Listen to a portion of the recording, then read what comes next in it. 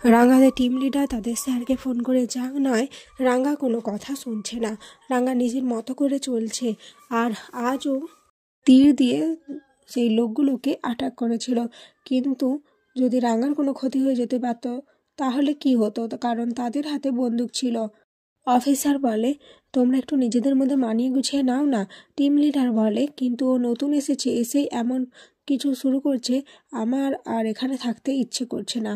ও যদি এরকম বাড়াবাড়ি করে, কারোর কথা কোনো না শোনে, তাহলে কিন্তু আমি এই কাজ ছেড়ে দেব। তখন অফিসার রাঙাকে ফোনটা দিতে বলে। এরপর রাঙাকে কংগ্রাচুলেশন জানায় যে এত বড় একটা কাজ সে করেছে, কিন্তু রাঙাকে সতর্কও করে, কারণ সে নতুন আর আগে জঙ্গলটাকে ভালো করে বুঝে উঠতে হবে ওকে, কারণ কোথায় কি হচ্ছে সেটা ওর জানা খুবই দরকার। আর কবিতার সমস্ত কথা যেন সে মেনে চলে। রাঙাও রাজি হয়ে যায়। এরপর কবিতা তাকে বলে তার সমস্ত কথা শুনে চলতে, যদি সে না করে তাহলে কিন্তু রাঙার খুব বড় বিপদ হতে পারে। অপরদিকে বৃন্দাকে ময়না কি রান্না করতে হবে সেই সমস্ত ফরমাস দিচ্ছিল।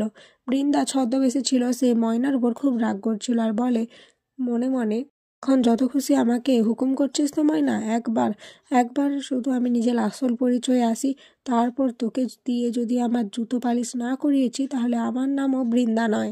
এরই মধ্যে ওখানে একলব্য চলে আসে। একলব্যকে দেখে পাঞ্চালি বলে এ কি ভাই, তুই তুই এখন কী করছিস? তুই তো কাজে যাবি, কিন্তু তোর জন্য তো ব্রেকফাস্ট বানাতে হবে, তুই একটু ওয়েট কর।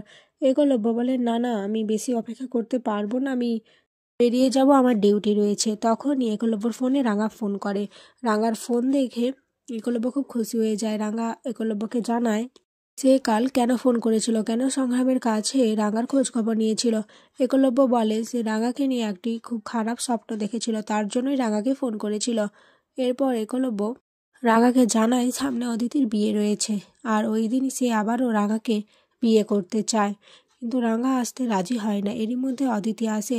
অদিতিও রাঙাকে ডাকে, বলে রাঙা তুমি যদি আজকে না আসো আমার বিয়ের সময়, তাহলে আমি কিন্তু বিয়ের পিড়িতে বসবো না, তোমাকে কিন্তু আসতেই হবে। তখনই সত্যজিৎ স্যারও চলে আসে। একলব্য বলে তোমার স্যার এসেছে, স্যারের সাথে কথা বলো। এরপর সত্যজিৎ স্যারও রাঙাকে বলে আসার কথা। রাঙা জানায় যে সে আসবে বিয়ের দিন। একলব্য এটা শুনে খুবই খুশি হয়ে যায়। দেখে বৃন্দা মনে মনে ভাবে ও তার মানে আমি ঠিক সময়ে চলে এসেছি। বিয়ে বাড়ি, আনন্দ, আমি তো সেটা হতে দেব না, আমি সবাইকে শেষ করে দেব।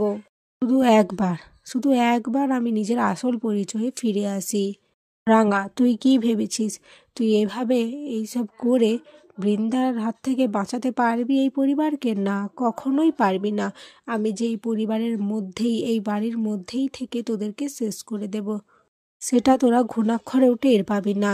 এরই মধ্যে একলব্য খুব খুশি হয়ে যায় আর নিজের ডিউটিতে চলে যায়। আর এখানেই আজকের পর্ব শেষ হয়ে যায়।